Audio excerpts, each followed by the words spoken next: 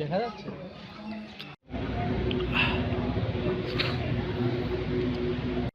আমরা শৈলকুপা ফায়ার স্টেশনে রাত্র 12:45 সময় সংবাদ পাই যে বড়দা ব্রিজে একটি ট্রাক, একটা লোড ট্রাক বড়দা ব্রিজ থেকে রেলিং ভেঙে কুমার নদে পড়ে গেছে। তাৎক্ষণিকভাবে আমাদের ফায়ার সার্ভিস থেকে শৈলকুপা ফায়ার স্টেশন থেকে 2টা ইউনিট দ্রুত ঘটনাস্থলে আসে।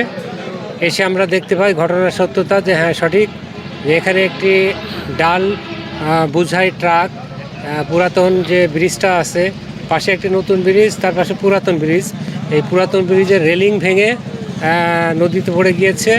তাৎক্ষণিকভাবে আমাদের উদ্ধার কার্যক্রম শুরু হয় এবং একই সাথে আমাদের ঝিনাইদহ ফায়ার স্টেশন থেকেও একটি ইউনিট ঘটনাস্থলে আসে। এখানে প্রথমত আমরা এমন একটা পরিস্থিতিতে ট্রাকটা পড়েছে যে সেখানে উপর থেকে পড়ে দুমড়ে মুচড়ে গিয়েছে, একটা জটিল পরিস্থিতি ছিল।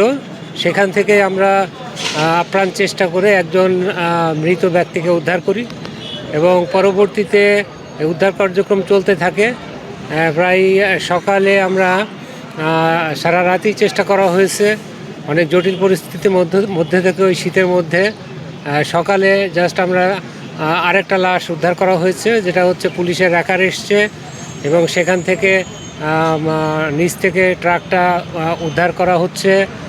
একই সাথে আমরা সার্চ করছি যে আর কোনো লাশ সেখানে আছে কিনা। মাত্র 30% টাকায় জমির মালিক হয়ে নতুন বাংলাদেশের গড়ে তোলার স্বপ্ন দেখা বাংলা বসতি। তো ফাইনালি আমরা দেখতে পেলাম যে 2জন মৃত ব্যক্তি আমরা পেয়েছি, আর কোনো লাশ এখনও আমরা পাইনি, তবে আমাদের কার্যক্রম অব্যাহত আছে।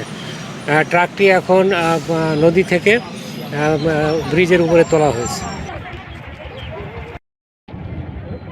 মারা গেছে কেবল একটা